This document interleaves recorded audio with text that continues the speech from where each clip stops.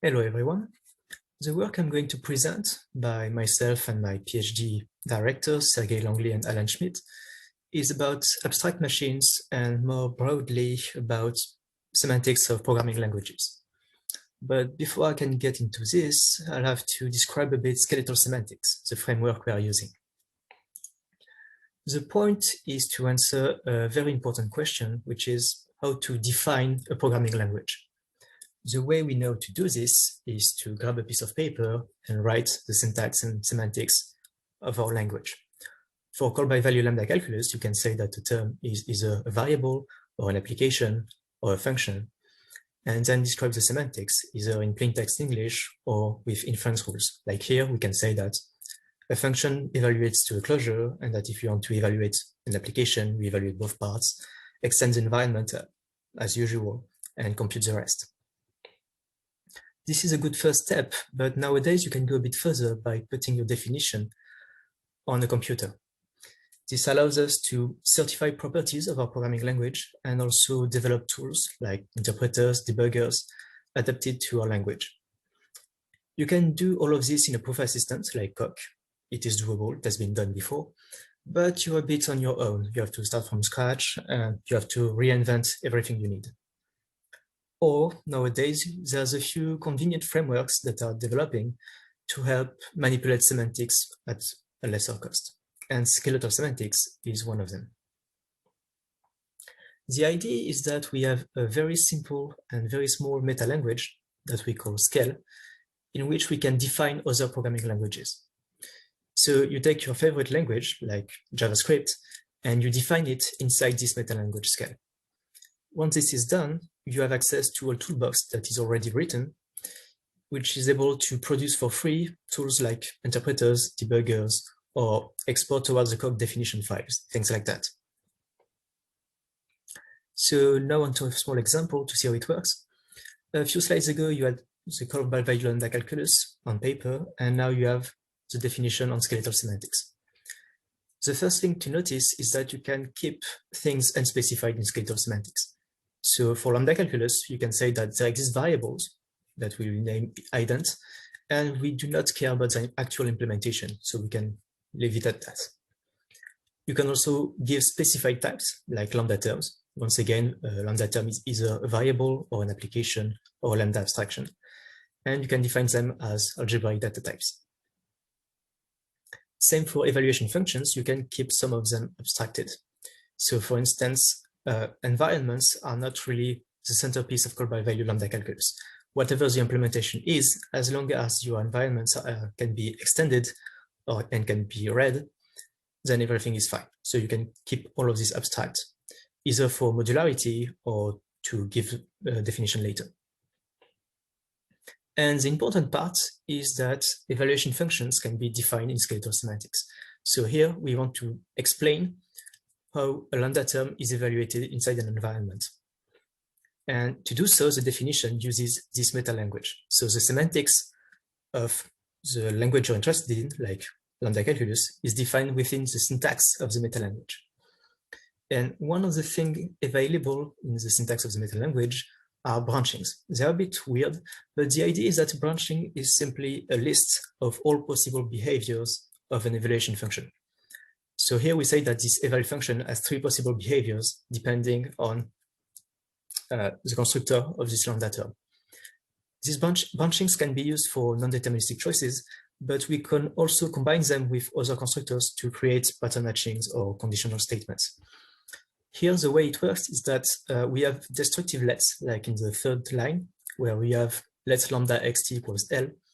And this line will behave as expected if L is a lambda abstraction, and it will block this behavior if L is not a lambda abstraction. So basically, by combining those lettings and the branching, we can have a pattern matching. And just as before, we explained that if we want to evaluate an application, we evaluate both parts, extend the environment, and compute the rest. Yeah, so this is everything that a user will need to do to define lambda calculus inside skeletal semantics, and then have access to all the tools we developed. So the syntax of this meta language is very small. That's the point. It allows us to really easily manipulate semantics. And so to define an evaluation function, you have to give a term, which is a computation that cannot progress further. So you can see it as a normal form. So either a constructor or a tuple or a function. And we also have mutually defined skeletons. So skeletons are defined with terms, terms are defined with skeletons.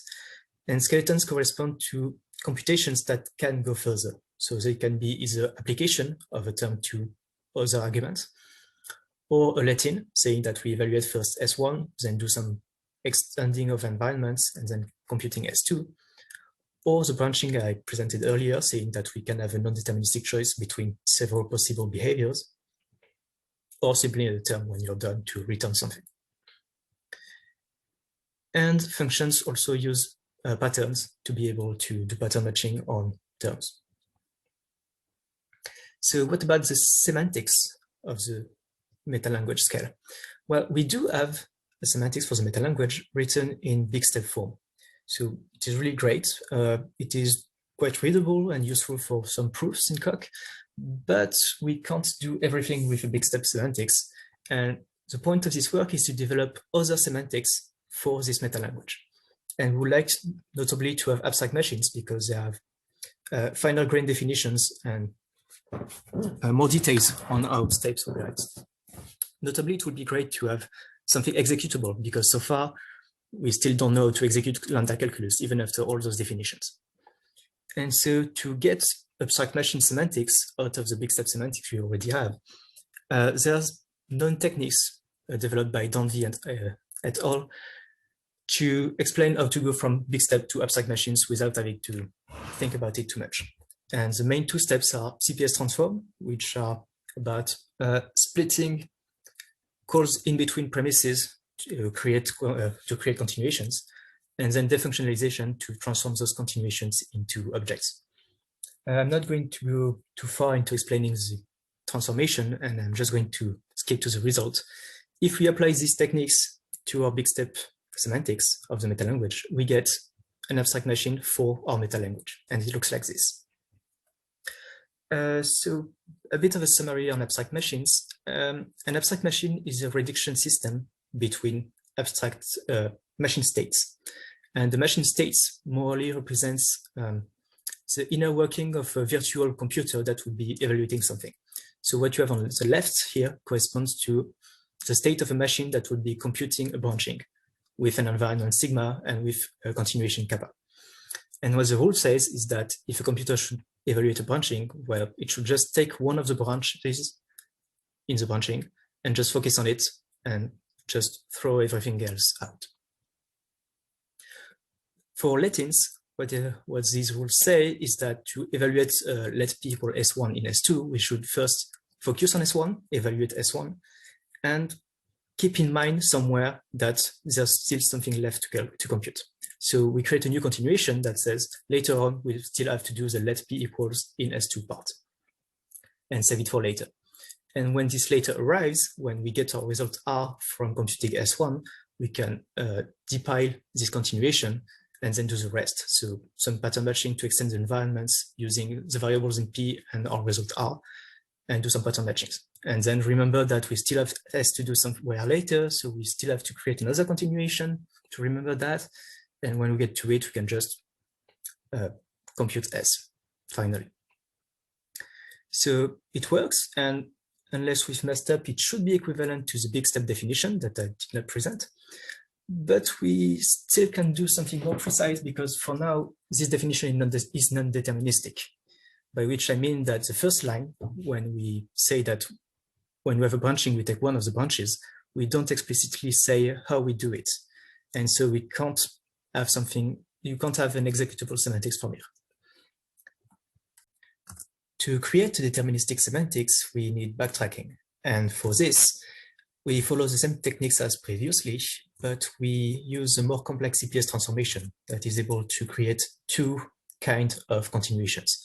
So once again, I'm going to just skip to the result, and we get something like this. So now every machine states has one additional parameter, which is a failure continuation, which you can see as a list of checkpoints to go back to in case something wrong appears. So now if you have a branching, you say that if there's at least one branch, you just take the first one. There's no choice involved, you just take the first one.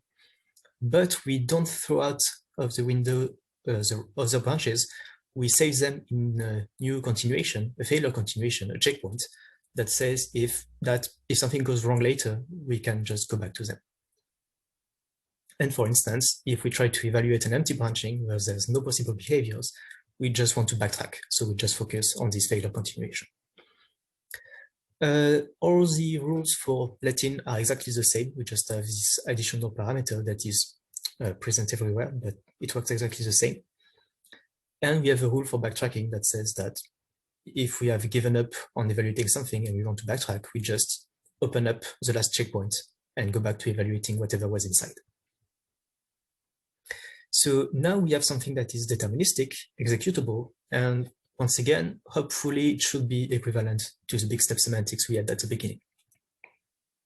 So now the next phase is to make sure formally that we did not mess up and that it is indeed correct, that what we wrote makes sense.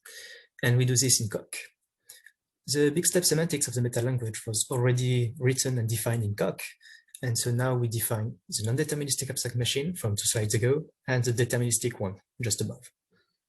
The non-deterministic one has to be defined as a relation because it is not computable, but the deterministic one can be defined as a Coq function. And so then the certification comes to proving that the big step semantics is completely equivalent to the first abstract machine. I'm not going to go into the details of the proof because it is really a textbook proof and there's nothing weird with it. And the second part is to make sure that the deterministic version we just presented is sound with respect to, well, the non-deterministic one and by extension the big step one, in the sense that if the deterministic abstract machine finds a result, then it is a correct result.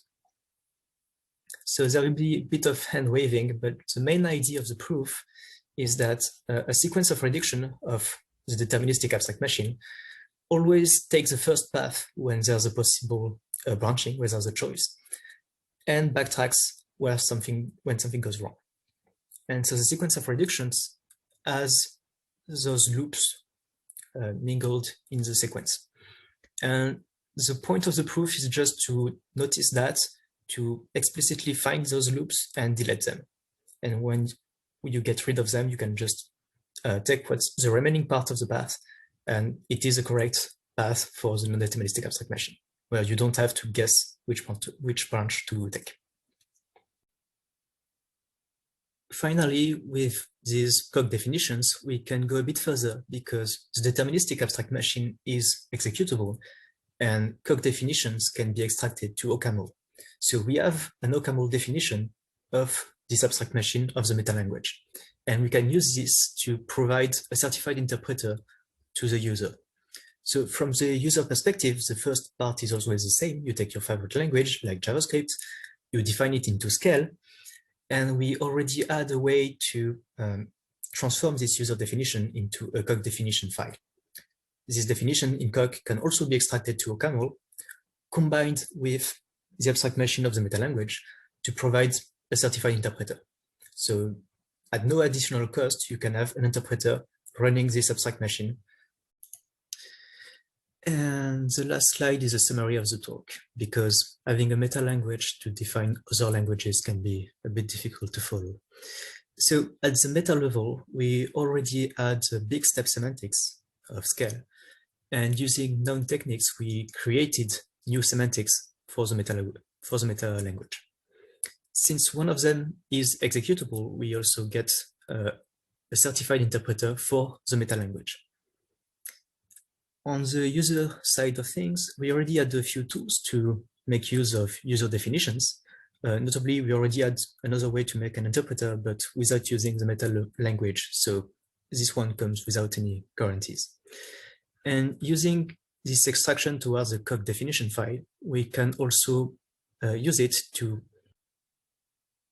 specialize this meta interpreter to get a certified interpreter for any language, which means that now you can have a certified interpreter for any language defined in skeletal semantics. Yeah, that's about it for this presentation. So thank you very much for listening.